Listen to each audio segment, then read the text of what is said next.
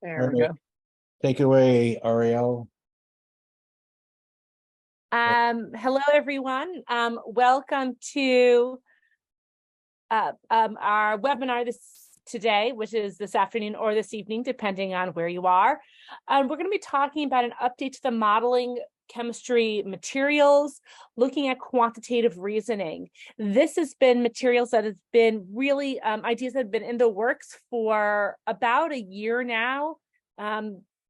Things that Brenda Royce actually got started, and then Brenda and I did some work over the past year, and then Brenda and Larry and I did a little bit updating the material. So we're really excited to be with you. We also want to bring attention to the chemistry core materials one pager that is on this slide, which I believe Erica Postuma has posted on the website, so you can get the core units. So you can take a look at what we do if people are curious.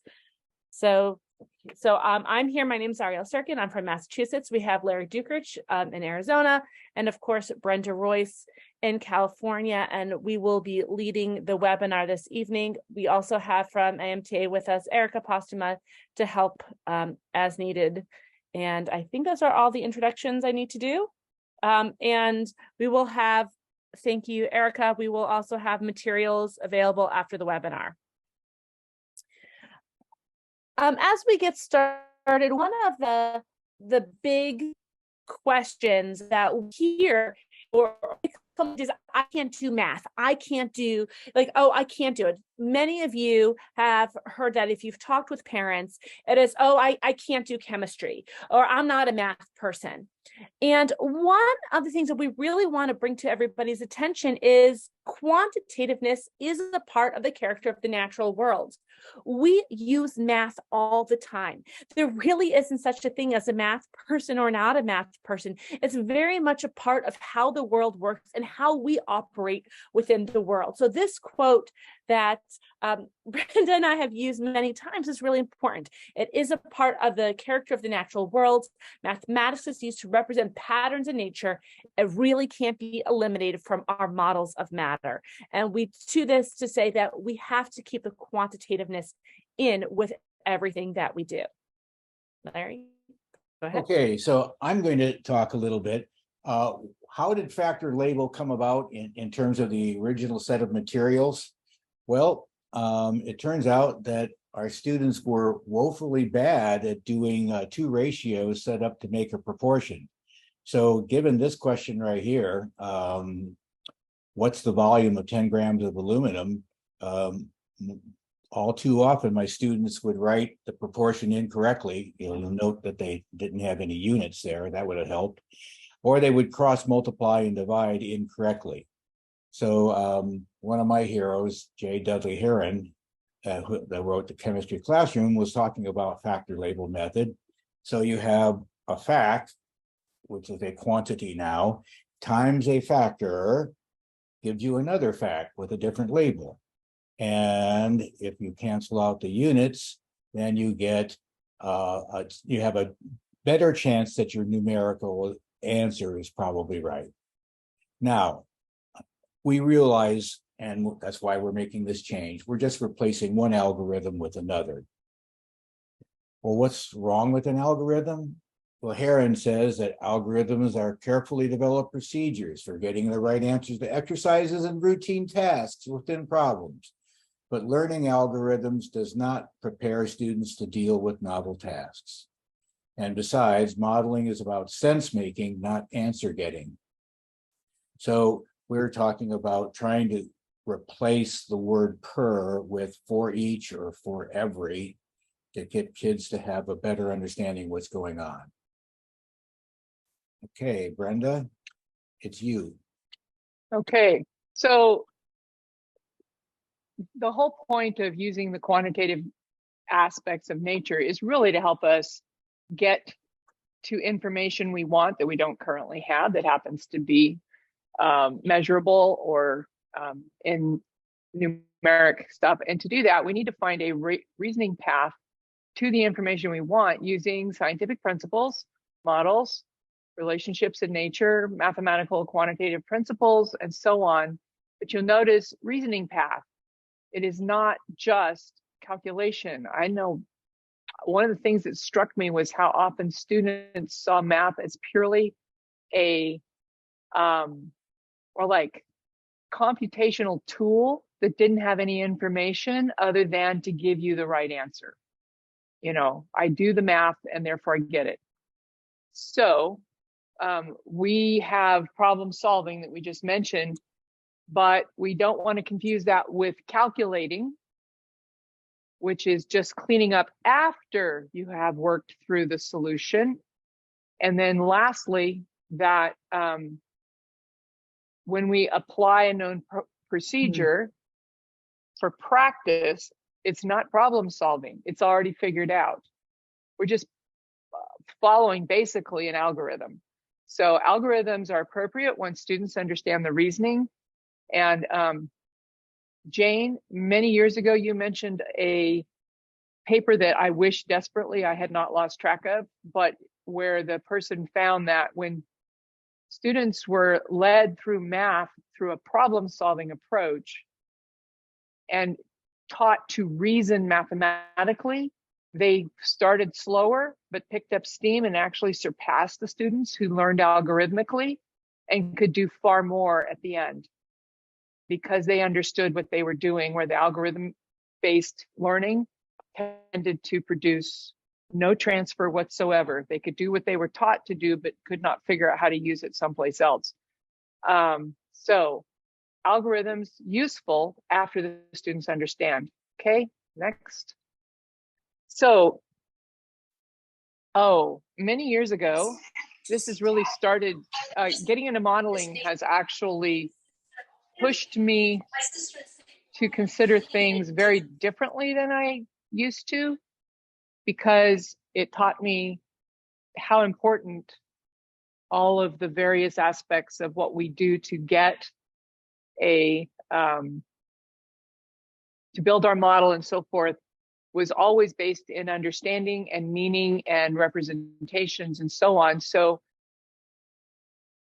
between the modeling materials and all of us who remember Guy Ashkenazi, who helped us with this, and his incredibly challenging questions he would ask, and another professor at ASU, Rob McDuff, who was really into figuring out how to model mathematics, it got me thinking about how I could help my students. And so for about the last close to 10 years, been working on how to change this in my classroom. So we've written a document that captures the things that have been kind of come to make sense and have found ways to work with the students.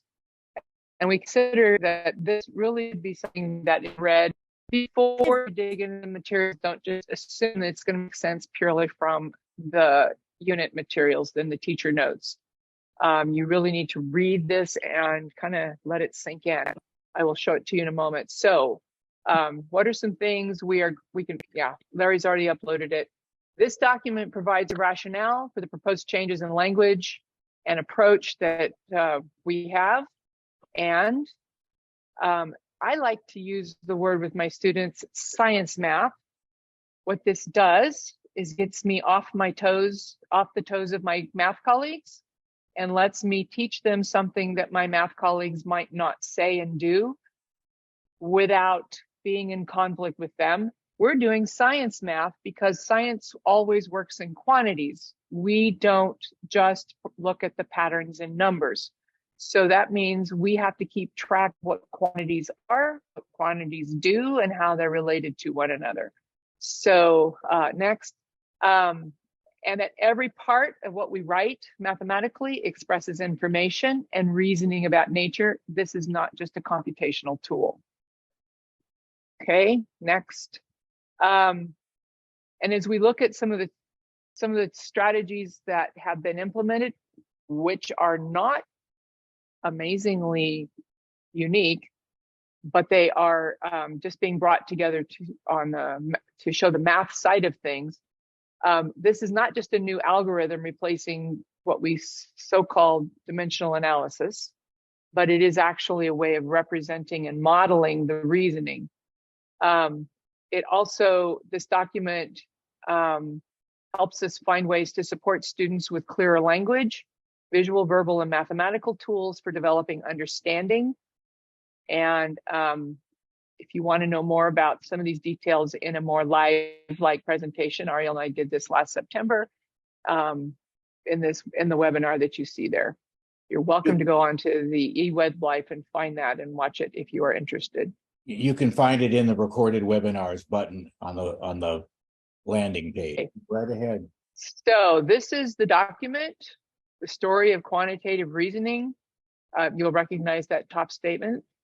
There's some key things that I came to realize through the various influences in what I'd read and people I talked to. One of the things in science is that if we change A, does it affect B? That's a really common thing that we look for in science. And then if so, in what way? And then we go looking for why, what structures and interactions cause this connection between these two things in nature, and then how can we represent it? These are kind of key things in creating our models of understanding in science. And if these two things are quantitative, then we are looking for mathematically related connections. So this can help, this discusses various things that we have. So some things in representing quantitative reasoning. One, I came to realize we need to develop this as a concept, not just a tool. Next, just like we do in modeling, we need to have multiple representations. This one just sort of emerged, I think, last year as a way to help students understand density. I'm going to come back to that in a minute. It's in the materials now. Thanks to Mitch Sweet and the MNS presentation last week. This little diagram actually says a lot of the same things that we are describing in it, so we've included it. And then once we've developed some diagrammatic, of which this is not the only way to come about this, some other kinds of ways of expressing the reasoning, we verbalize it and get the meaning down. Like Larry mentioned, the per. How do we do this? For every 2.7 grams of mass, a sample of aluminum will take up 1 milliliter space. Notice there's no per in there, but also it's not just the facts of the ratio values. It gives the context so that it has meaning. And then we start bringing in the mathematical representations. And you saw what Larry did. You may say, well, that's just factor labeling all over again. Well, yes and no, because what do we want the students to recognize is we have 5.4 grams, a quantity. We have this density that is a relationship between two quantities. Nature connected it. And in essence, what we are doing is comparing the 5.4 grams to 2.7 grams. And we just see that, oh, that 5.4 grams is twice as big as 2.7 grams. Therefore, I need twice as many of the volume in the density, 1 milliliter. So the answer is 2. Getting the students to recognize that what we are doing is connecting two quantities by comparison, and we see this working out so that we can calculate it with understanding and not just the units cancel. So when I ask students what that means, they give me the blankest, what do you mean? Isn't it obvious? The units cancel. So here's some things that I found I had to describe for myself and for my students. And so what is a quantity? What is a unit? And believe it or not, that's an amazingly important thing because it's the size of 1. So by the way, gram is not a unit, it's the name of a unit. 1 gram is the unit. It is the size of 1 against which we compare every other mass in grams. That's where 54 grams comes from. So I like to jokingly tell my kids it's 1 it. Number, oh gosh, ask even some colleagues, what's a number? And people look at you like, doesn't everybody know what a number is? But exactly what a number is first off, it's not a thing. It's actually a comparison of size. We have some idea of one, and the number is understood by comparison to that idea of one. So back up here, when we did this comparison, we were treating 2.7 as if it was the size of 1 and finding the other one was a size of 2. That's where we got the number 2 from, because 1 is twice as big, and that's what number means. Relationship is just showing connection between things, and they can happen as ratios. We also do see relationships as fixed products, like pressure times volume. Operations have meaning. These are loosely verb-like. If I go back, quantity is noun-like, unit is noun-like, number is an adjective. It describes. It is not a thing. Relationship, part of speech, it's saying how things are connected. It doesn't really fit with that, but operations are, how do we get these things to act with each other? And so understanding what addition, subtraction, division. The division sign has a meaning of connecting, like two unlike quantities are connected, like mass and volume. Between identical quantities, showing comparison. Between two like quantities with different units, I've skipped that one, where these two are the same thing, they're just expressed differently, but we can make a ratio out of them because there's a sameness to them, and so on. Multiplication, you guys are going to have to process this from the document, is a way of getting one, usually like a quantity, to act on a number or relationship. And since a number is kind of like a relationship, it's the same thing. It can also, like I said, P times V, show connection between them, such that if P times V is constant, then we can say if V doubles, then P must be cut in half. And that forms a predictable relationship between them. The equal sign, we say, well, it means it's equal. Yes, but there's two meanings to that. It can be identical or equivalent. And most of the time we mean equivalence, and I have some examples of where equivalence shows up and what we mean by it. So this document is here to really help digest. When I started talking with people, they say, do you have this in writing? And I said, I haven't had time to put this in writing yet, but we did this last spring and summer, put this in writing so that it can be shared more easily. So this is the first thing we need to look at. Larry, you want to take over back to the... Sure. So you might say, well, does it really make a difference? Well, it turns out that two students or teachers who were in the MNS program at Arizona State did a presentation regarding their research on the effectiveness. So they were comparing whether they use dimensional analysis or proportional reasoning, and in terms of how their students performed on Lawson's test of scientific reasoning, and also on the ABCC, the assessment of basic chemistry concepts. And if you go to this link, and I guess we should put that in the chat, and you use that passcode, you can watch their presentation. Now it's 71 minutes, so make sure you have some popcorn, but you can at least get an idea that they have some quantitative data to support their the claims that they're making. So we want to outline to you what are some of the changes that we've made. We've updated the teacher notes, and we've moved things like the volume lab, where you're comparing volume in milliliters to volume in cubic centimeters. We've moved them into and the size of things. Those are in a optional activities folder. I think those are in the teacher notes, just marked as optional. Correct.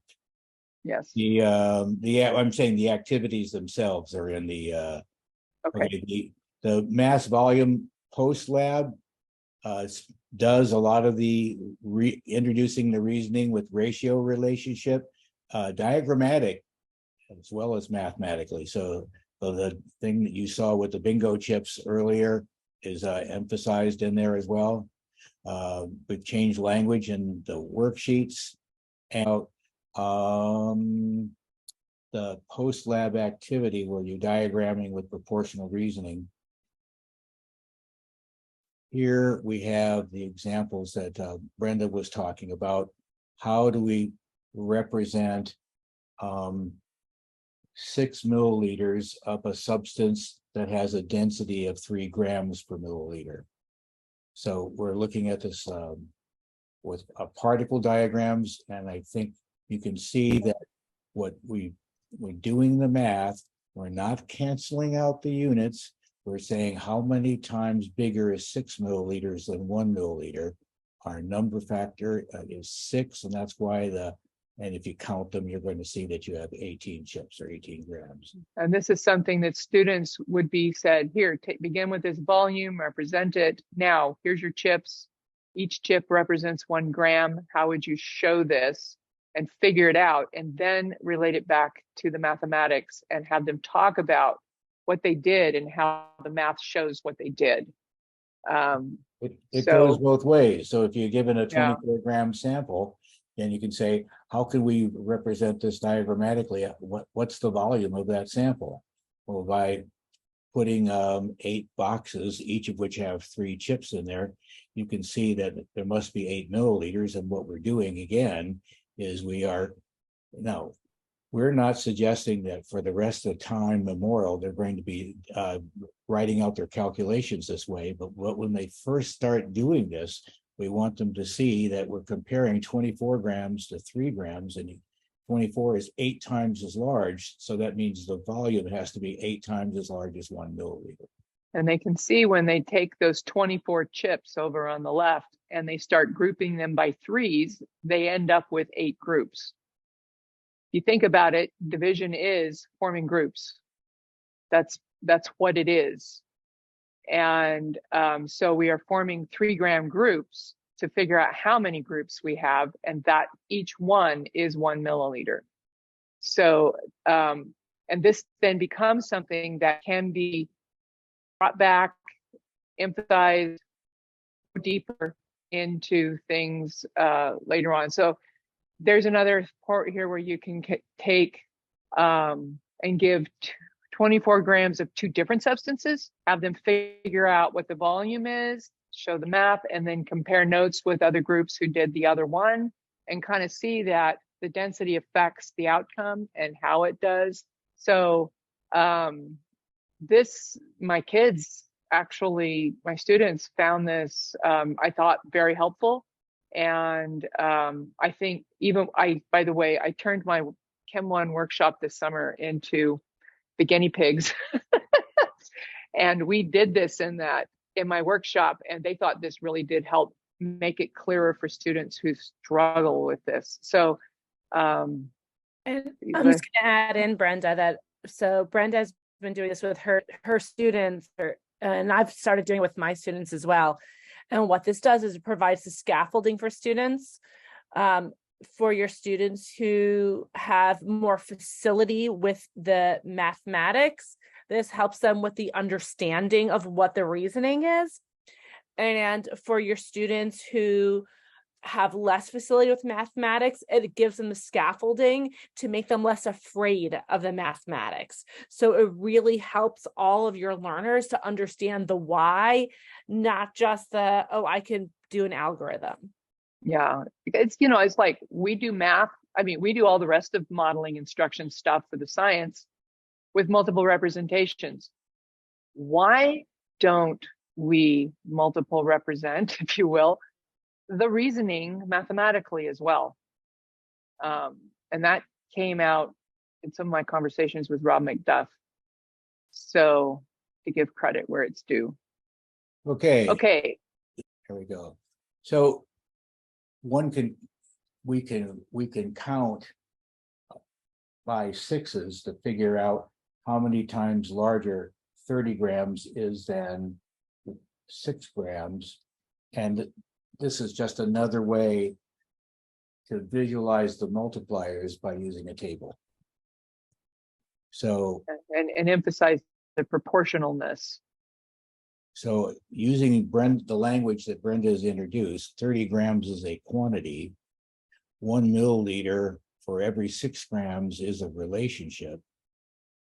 And by multiplying a quantity by a relationship and rearranging it now, the 30 grams over 6 grams now becomes the number that multiplies the quantity 1 milliliter to get the second quantity. One of the first places I really kind of hit on some of this was when I was trying to teach my kids how to do the metric units. And it's like, don't we beat our heads on this just about like year after year after year? Like they get it somewhere in wherever it starts, and then they just have to be constantly retaught how to do it. And it hit me one day when I was talking with my students that we use exactly the same names in the metric system that we do in the English system. It's just in another language. It's not a math problem. It's a language problem. If we read the metric system in English, we get what we need out of all of the most of the translations just doing that. So rather than, I mean, I have the numerical representation of the meaning of these two words, but I'm encouraging my students to think these, kilo means 1,000. So when I see 6 kilograms, I don't have to do anything. I just need to read it in English. It's 6,000 grams because kilo translates to 1,000. Done. We can go back to the base unit with simply a language question. And they still can set up the equivalency between the metric name and the English name and form that's a relationship between two equivalent things so that we can then use the same reasoning we've done before. That this gives us an ability to go through and calculate this in here's single step, but on worksheet 5, which used to be worksheet 6, but anyway, we call this now relationships between units, and this is our key. We have them write the equivalency down and then place the 2 halves of the equivalency into the calculation so that they're finding I have 74 hundredths by looking at this compared to this, the 74 centimeters compared to 100. And then we end up with, 74 hundredths of a meter. The equivalency is 1 kilogram is 1,000 grams. I can read that literally. 1,000 grams equals 1,000 grams. I know they're equivalent. I put it in here so that we compare kilogram to the 1 kilogram, our value in kilograms to 1 kilogram, and then adjust the 1,000 grams accordingly. And we get 832 grams and so on. By this last part here is in the key, but is not in the worksheet. That's just to remind us about the equivalencies. And so we just write the equivalencies out and translate them into the relationships that we need. And this is how we're proposing that we proceed with metric unit conversions, is to find the equivalency between the units. And because they're the same, we can multiply by a ratio of it, and it won't change the size, just the unit. So that's one of the changes that we made. So yeah, anyway, between working with density and working with unit relationships, this is really a good place in Unit 1 to really distinguish between what a quantity is versus a relationship that's a ratio between two things. We're only working with things in ratios right now to help students understand what equivalency means and how, even the density. You say, well, how can you say that mass is equivalent to grams? Because we're talking about exactly the same lump of matter. These two are equivalent descriptions of the same lump of matter. So this lets us set up the language we really need for not only Unit 1, but for Unit 2 and Unit 3 and Unit 5 and really when you get to reactions, even before you get very quantitative, we're still talking in terms of relationships. Unit 8, stoichiometry, everywhere where we have some kind of ratio or other kind of relationship this is the language that gets used for the rest of the year. And it's not an algorithm, it's a way of helping students articulate the thinking that they need to internalize. So the Mass and Change Lab sets up the ability to talk about what a quantity is, because we measured mass. We talked about its limitations of measurement and so on, but it is a measurable something that is a quantity. Then we introduce another quantity, volume, another way of measuring how much stuff we have. And we find the connection between them. And then we use that relationship and we apply it and we understand it and we represent it and so on in multiple ways. And then we come back to units and we talk about how those are related to one another because they're equivalent amounts of whatever to quantities. And we can look at, once again, practicing that reasoning in very much lower cognitive demand areas while they are mastering the language that we need for the rest of the year. So this is how I've been approaching it. I'm going to read a comment here by Mitch Sweet, which I think is quite interesting. He made it at 432. There's an argument to be made that Unit 1 Worksheet 5 belongs in Unit 3. The reason we need to use a different unit is that the values are awkwardly large or small. If we change units, then the numbers become more accessible. It isn't until we get to many thousands of joules in Unit 3 that it becomes absolutely necessary. Now, so that's an interesting thought. I'm sure we have it in Unit 1 just to give students more practice at looking at those equivalencies. But, you know, the neat thing about the modeling materials is that they're in Word and you can make the changes you want to adapt it to your own style of teaching. So we're not, by the way, we're not removing the original materials that have been up there for the last couple of years, 3 years, 4 years, some of it longer. This all still there. So if you don't want to tackle the changes, they're all there. We're not taking them down, but we're adding this new set that are not fundamentally different, except in the way we talk about the mathematical reasoning. And need to move on to Unit 2. Yep. All right. So in Unit 2, we've changed the teacher notes. We'll talk a little, I'll show you that in a bit. We have Worksheet 2, which talks about pressure and with language updated for calculations. We really want to show you the change in the PTVN table. Wonderful. Okay, so everybody recognizes the PTVN table, but we've added another row here talking about ratio. Well, how about if I go back to finding this part right here, where that works there too. There we go. So what we're doing now is, say we have a case where both the pressure and the volume are being changed. We ask the students then to say, well, if the pressure goes down, the temperature should go down. And if the volume goes up, the temperature should go up. So we should have a pressure-pressure ratio that's going to be smaller than 1 and a volume-volume ratio greater than 1. So when the calculation is set up, the students are more likely to get the ratio set up appropriately. Yes, and this was something that also, again, came out of conversation with my students is, well, why don't we let's go ahead and predict which way this ought to go, if, you know, because some of the students would try to lump all the arrows on just the T, just the temperature, and then it's like you have an up arrow, you have a down arrow, and what do you do? So separating it out and then having them identify, because pressure and temperature change together and the temperature needs to go down based on what we see in the pressure, then our pressure ratio needs to do that by being smaller than 1. Students, you know, act like, well, I need to know, is it final over initial? And they kind of memorize that and then get some of it wrong. But I tell them, oh, you guys, Don't be a slave to the math. You make the math your slave. You understand the gas relationships very clearly. We've had lots of conversations.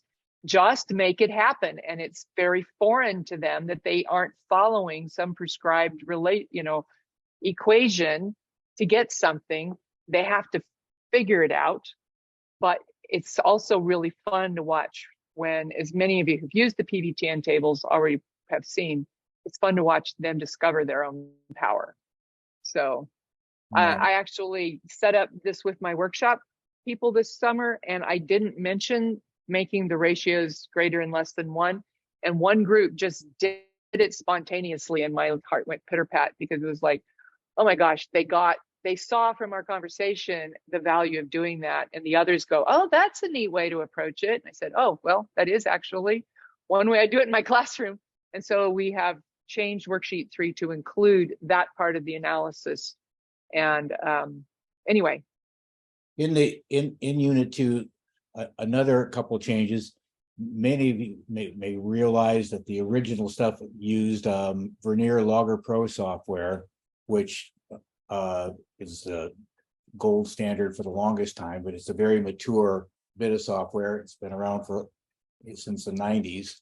And unfortunately, it only works on Mac and Windows machines. So graphical analysis has been the thing that Webiinar has introduced, because it works on all 5 platforms: Windows, Mac, Chrome, iOS, and Android.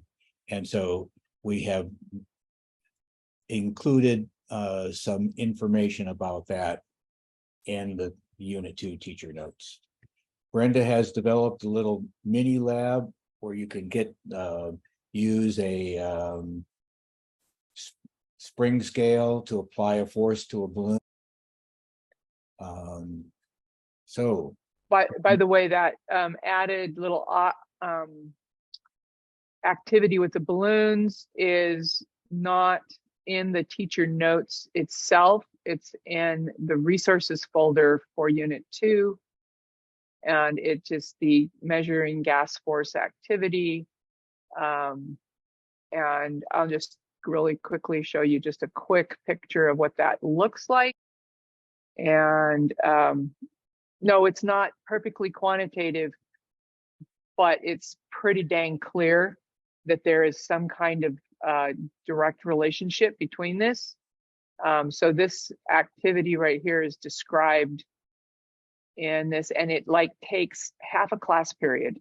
It's not long, and it quickly leads kids to see that this has to be changing together in something ratio like density, and then we can even define units off of that particular thing. So that's can you there scroll for up to those the who would picture, like to. please, Brenda? Sure. Okay. Now, And the secret is having different areas here so that the students press on the balloon to get that disc to come in contact with the gas without denting the balloon.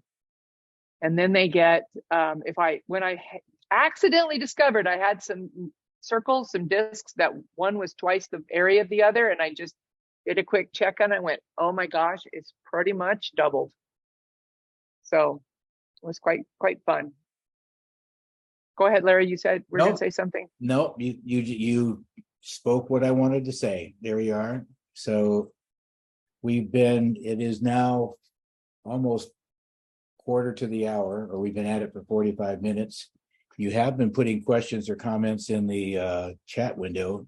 I really appreciate the fact that you have not been yakking over us. Okay, so we're giving you an opportunity to ask questions, and we'll do our best to answer them. Can I make a comment, please? Absolutely. Yeah, I'm Omaira Pacheco in Austin. I did modeling in 2011, but I always have used since then. So I just wanted to do an observation on the list of the metric conversion factors.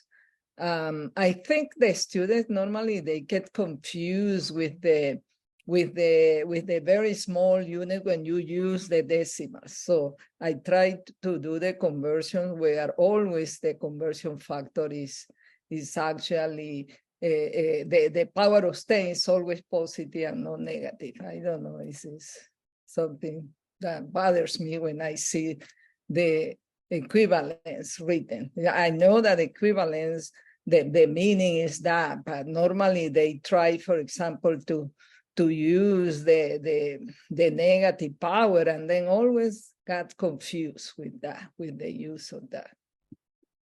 Oh, I also agree with you. They get confused with really, really small numbers and with the exponential notations, especially when they have negative exponents on it. And so I am looking here. I'm going to just share real quick. Oh, sorry. You just, If you look at one of these, where is one good example? You can do a direct translation over here on number 5, where you say 1 micrometer is the same as, micro means millionth. So 1/1,000,000th of a meter is 1 micrometer, but the kids look and go, I don't like that. And I say, okay, well, we can still make it equivalent, because how many micrometers do you need? How many millionths do you need to get 1? And they say, well, 1,000,000 millionths. Oh, so 1,000,000 millionths of a meter is 1 meter. Yes, and that you can see this right here. That's much better, I know. And then they're comfortable saying, oh, well, micro means millionth, and I need 1,000,000 of those to make a 1. Now they're all in friendly numbers, and they go ahead and set up their equivalents. And I set it up in the key that way, because that's how my kids do it, is that way. And so, yes, that's one of the nice things. We just talk about, if you read it out loud, does it make sense? Read it in English all the way through. And students who've studied foreign languages, mine are all studying another language. It's just like, you guys know how to translate. Just translate and put it in English, the whole thing. And So then Brenda, they go. Somebody asked if I'm going to steal your screen, if I would share the thing about what changes were made in Unit 1. So I'm not sure what specifically was requested, but these are the changes that were made. No. So basically, we turned a couple of things that are helpful to some teachers, but easy to skip if you don't need it, as optional. We rewrote the post lab and just language in general through here to reflect quantity, relationship, comparison, blah, blah, blah. Worksheet 3, the quantitative problems reflect the new language, mostly just that. Worksheet 5 is about metric translation, and then we just updated things to include it. So we did also update the worksheet 3 with a question, was a pet peeve about the ring. About the ring, we fixed that one. So that one is now updated, and the answer keys will be posted later today. Could I ask a question? Hi, Mike. Can you hear me? Oh, Yeah. hello. Hi. I'm famously slow, and I'm just still having trouble seeing the difference between what you've just shown us and dimensional analysis. I don't see the difference. It's not appear to be written differently. Most of it is in the way you get to the mathematics in terms of the scaffolding to it. Number 1. Number 2, a change of language in the classroom. And that is not trivial, because we have habits. Okay. So using consistently certain words for certain kinds of numerical or quantitative information, talking about the meaning of the symbols, asking kids, is this a quantity or relationship? Spoiler alert for Unit 7. We figure out the lab for a reaction, and we look at all the numbers we wrote down in the reaction equation, and I just simply ask, you guys, do those numbers represent a set of quantities or a relationship between quantities? And they pause and may think and possibly talk to each other for a moment, and then they pretty quickly say, oh, that's a relationship. And then we're done. They get it because they have the right language to express what that is. And when we get Unit 7 taken care of, and by the way, you will see it if you watch the webinar Ariel and I did, Unit 7 is one of the places we use to explain this. And I started in Unit 7 teaching reactions as a relationship between amounts that change explicitly, building on the language I'd been using since Unit 1. And by the time we got done with Unit 7, all we had to do was say, oh, well, how do we apply this to a specific container? Let's represent what's going on in that container. So we need to know what's before, what's after, how much changed, and ta-da-da-da. They already know what they're talking about. Stoichiometry, in that sense, became a super simple thing. And while I didn't go real deep, we did stoichiometry Unit 8 in 1 week last spring. Now, we did not go deep, but they understood what a limiting reactant was. They understood what excess meant. I didn't do any calculations with it, but they understood what a yield was. But they did not struggle with BCA. They did not. So I'm going to address your concern as well, Mike. We mentioned earlier in the presentation that modeling is about sense making rather than answer getting. And so the emphasis here is on why the calculations are set up the way they are and not just how to do them. You know, the answer is correct, not because the units cancel out and you get the units that you want. The solution is sensible because you're comparing quantities in such a way that you have a multiple. You're making a proportional change, basically, and it's very explicit. Right. Mitch is. And by the way, just one comment, Mitch. When I was introduced to dimensional analysis back in the dark ages, it was not unit canceling, and it was in physics, and it was comparison of kinds of quantities. What kinds of quantities were we using? So length and mass and force and so on. And the dimensions were being looked at to see that they made a logical progression. And then it got turned into, let's cancel the units, and the true dimensional analysis went away. So I always cringe when I hear people say, canceling units, that's dimensional analysis. The heck it isn't. So Mitch has a question. Teresa, yeah, either way is fine. Do you want me to read it? Yeah, Teresa. Hi, everybody.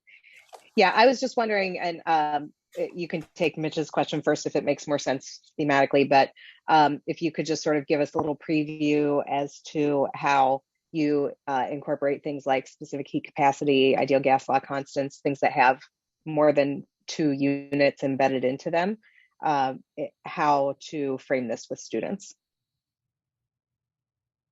Coming soon to a theater near you. I would like to take. Yeah, I did a webinar in the spring on problem mapping, and I put a problem in there on heat capacity that shows, and we kind of gloss over it because we were focused on analyzing the problem more than rational, all of the rationale behind the calculations. Because when I was doing that, I presumed the webinar from the fall, which was probably not the best presumption. But you still look at, if you have this quantity you're beginning with, and I do feel it's kind of important that they write down the fact that the quantity that they're beginning their reasoning with, then apply the relationship so that, like with heat capacity, the appropriate part is being compared by size across the division line so that they get that number comparison. Then that second quantity is going to go into it depending on whether it has to still be compared to the part of the heat capacity that it's connected to. And so it may end up as a numerator or it may end up in the denominator. It depends on what it is. Okay. Now, there's some other ways that we could approach it, but that is one way that you can do it. Put the quantity down that you have, figure out how the heat capacity needs to go so that the correct things are being compared. Like if you start with energy, the energy's got to go on the bottom. If you still have the mass as well, then you're going to end up with mass per energy, so that the masses compare and the energy compares, and then you can figure out how much temperature change. It is possible to do without an equation and have it make sense to students. They do struggle a little more with those.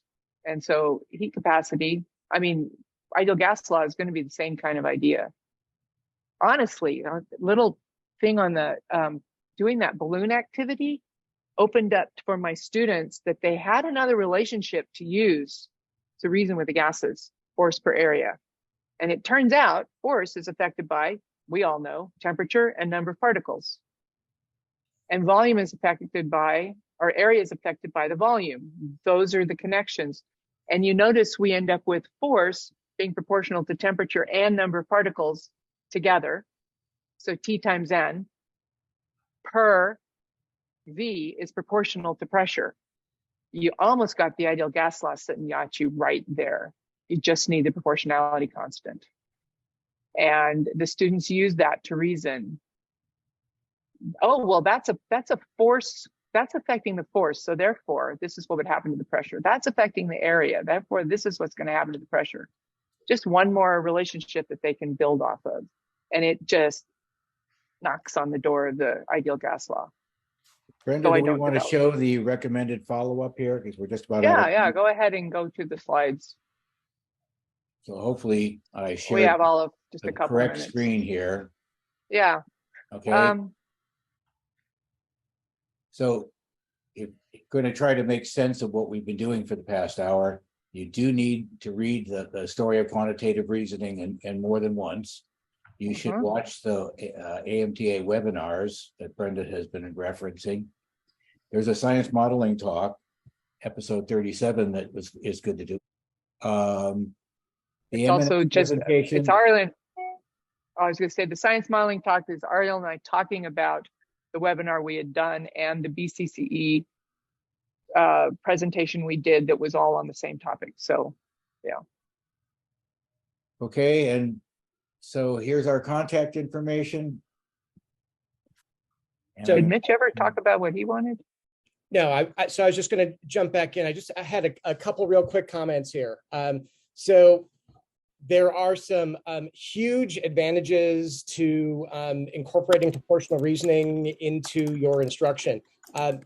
Your higher level students, you are promoting things that are the Piagetian formal operational level, and you are helping them.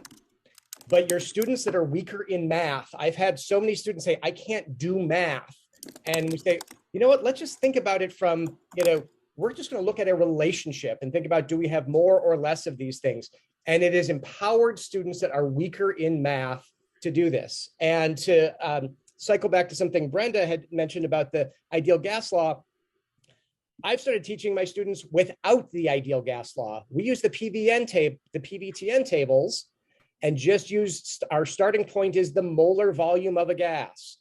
22.4 liters is 1 mole at standard temperature and pressure. And if we change those things, so we don't even need the proportionality constant because we've got all these elegant tools that Larry and Brenda and Guy have previously developed, and we can, bypass so much of the math that just freaks a lot of students out. Yes.